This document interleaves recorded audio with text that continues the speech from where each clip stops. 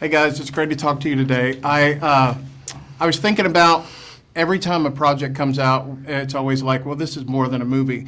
But this time I really feel like it is. It is more than a movie. And the timing, as I talked to you guys before, of the revivals that are going on right now, just the heightened awareness of Christianity and Jesus in the mainstream right now. Do you want to speak to that a little bit about how it really feels like God's timing for this movie to come out right when it is? So Beth and I drove over. We were wrapping a movie in Kentucky, and it's on Saturday. And so we'd heard about the Ashbury revival, and I thought, well, let's just go experience. We were 60 miles away, right? So let's just go over and experience it. And it was like day 4, I think, and it was beautiful. And we just sat there, and it was wonderful. And hearing what God is doing in a generation is so cool. And then Greg Laurie called me and he said, how did it feel? And I said, it felt like the scenes we shot in the movie. It felt identical to the scenes that we shot in the movie. And so I just think that there is a theme in the movie of just a moment of desperation in society. And that happened in the late 60s. And I think it's happening again. And we're just like, where are the answers? Where's the hope? And that's one of the reasons why we made the movie, is I wanted to tell a story that is entertaining, that'll make you laugh and cry, but there's this movement behind it of like, maybe this can happen again. And if something so undeniable was sweeping America, that Time magazine had to give it credit with a cover story called Jesus Revolution. Right. Let's have something undeniable happen again. And Barna just did an interesting study about just a rise in spiritual hunger in America. So even though there's a decline in attendance at church services, there is a sudden increase in just spiritual hunger. And that's exactly what happened then. And so I think the movie is very timely, and timing we couldn't orchestrate. I can't really believe it, all that's going on. And I'm so honored to have made the film. And I love the movie. I think it's my favorite film ever to watch with an audience. But there really is a movement behind the movie of like, maybe this can happen again in our time. I believe it will. I mean, I believe it is happening. I think the movie's just, one part of that.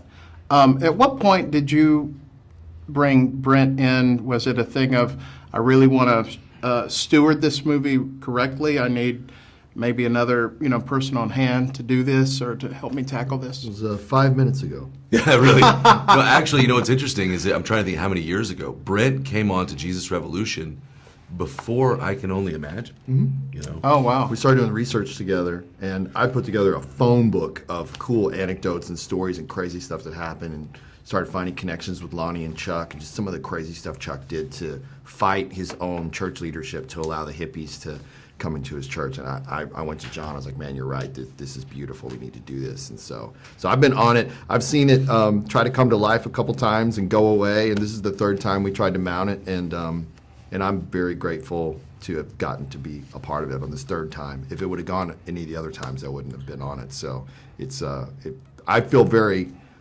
grateful to have been able to be a part of this. He's a perfect collaborator for this movie. He basically is a hippie, and so, but he's the not only co-director but composer of this film, co-writer, composer, if I Can Only Imagine, a big part of Woodlawn as well. And so it was the perfect collaboration, the perfect time. And it is a movie. I've never worked this long on a movie. I bought the Time magazine cover story in 2015, and we've just, every movie that we've made, we've been trying to get Jesus Revolution made. And so it's so cool to see the audience give us enough credibility to get a movie studio like Lionsgate to let us make a movie called Jesus Revolution. I'm very, very grateful for the support of the audience, because that's how we were able to get the movie made. Right. Kevin, we go back to I Can Only Imagine, and when that movie came out, I felt like it was a significant step, and people rallied behind that movie.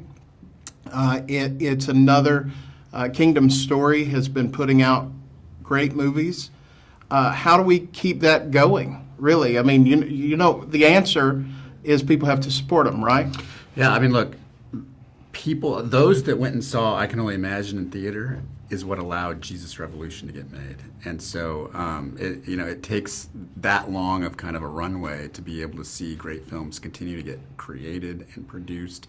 And it'll be the same thing. So like if we want to see like who knows what the next Jesus Revolution movie is, and Right. if we want to see that in the next 4 to 5 years, then we got to go out and support great content when it's available, because it's so hard to make these movies. These guys, like, they sacrifice so much. The cast sacrifices so much. It doesn't happen, overnight. And when that content comes, when you want to rally, you want to bring your family and your community and your neighbors and your church and just Right. come and support it and enjoy great entertainment at a high level, because that will plant the seeds for the future.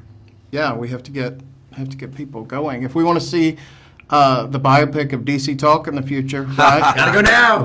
That's right. We gotta do Let's it, do right? that. That would be amazing. Let's do it. Let's do Dreamcast for them right now. Who would play Kevin? I want to know. Oh yeah, there we go. Who's the guy? There's some singer who imitates him. Is it the guy from? Really?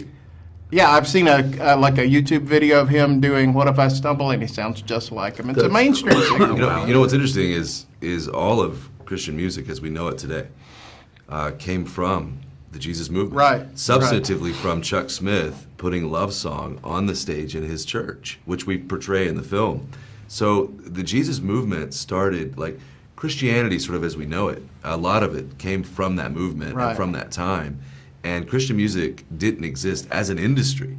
And in fact, Chuck Smith, we don't portray it in the film, but he recorded Love Song's first record just so they had something to sell so they could pay gas money. Yeah. And it sold like 200,000 copies. Wow. And so again, it was a time of change and renewal, and I think we need it again. Yeah. So that's why we made the movie, and it's so amazing to see it begin to happen even before the movie comes out at places like Ashburn. Yeah, I'm so excited for everybody to see it. I just shared Kelsey Grammer's the thing that you shared on your Facebook, where he's talking about it, getting very emotional on the talk show about it.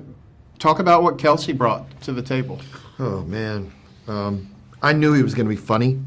He has like a force field of gravitas around him. When he enters the room, you're just like, whoa, there's Kelsey Grammer. I mean, Right. he's a movie star, man. He's huge, bigger than life, but just the kindest human being. But we inherited him at a very deep spiritual time in his life. He tells a beautiful story about just wanting to, kind of lamenting with some friends that he wanted to do things that were spiritually meaningful. Right. And, he woke up the next morning and the Jesus Revolution script was in his inbox and he immediately said yes to the film. But I knew he was going to be funny. I knew he was going to have a lot of gravity. I knew he was going to be the straight man, with all the jokes and all this stuff. Right, but yeah. I didn't expect the heart and the vulnerability and just the beautiful spirit. It's the best thing he's ever done. Go see this movie just to see what Kelsey did. I mean, he's just an amazing president, like award-winning stuff. I've never seen him. so too. I've never seen him do anything like this, and he's so moved by his experience. And I was even doing ADR with him, and he was crying. But just a beautiful human being, and he gave so much in this role. It was amazing to watch him work. It was incredible. Just in his eyes. You Oh. see the acting in his eyes. You Oh, yeah. you feel what he's feeling. Yeah. Thank you guys so Thank you much. so I much. can't Thanks, wait man. for everybody to see it. Yeah, great, man. Yeah, likewise.